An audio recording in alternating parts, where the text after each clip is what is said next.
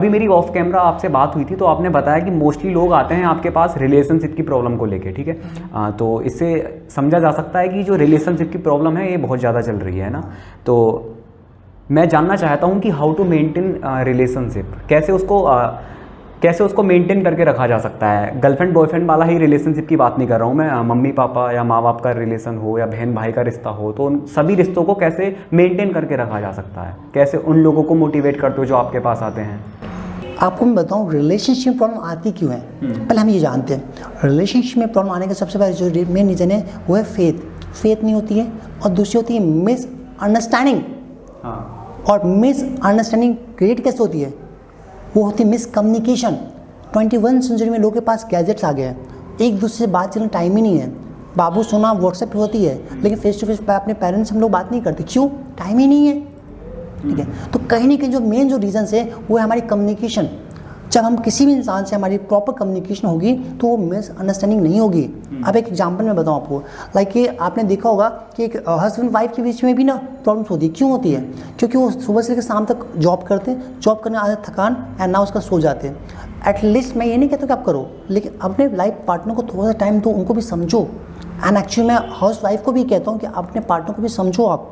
क्यों? क्योंकि जब आप दोनों कम्युनिकेशन करोगे तो एक दूसरे अपनी प्रॉब्लम को शेयर करोगे, और जब आप एक दूसरे प्रॉब्लम को शेयर करोगे तो आपकी आधी प्रॉब्लम भी सॉल्व होगी। लोग करते क्या ना, अंदर ही अंदर दबा के रखते और अननोन लोगों के साथ कम्युनिकेट करते। जो नोन पर्सन है, जो हमारे अपने हैं, हम उनसे बातचीत नहीं करते, अननोन पर हम ट्रस्ट करना स्टार्टअप हो जाते हैं। इसीलिए मिसअंडरस्टैंडिंग होती है, और जहाँ मिसअंडरस्टैंडिंग होगी वहाँ पे प्रॉब्लम्स आना कन्फर्म है।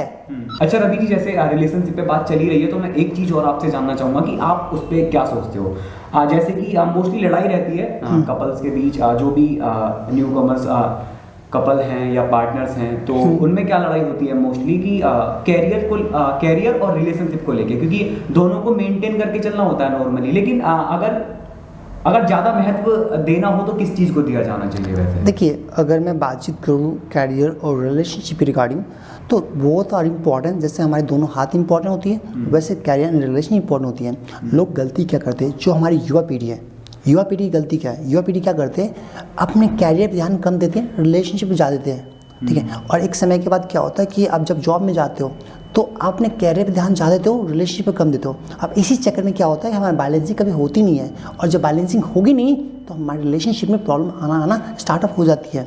वाइफ का शिकायत कुछ और होता है, हस्बैंड की शिकायत कुछ होता है, राइट नो। इसका मेन रीज़न है हमारी मिसकम्युनिकेशन और मिसअंडरस्टैंडिंग, राइट नो।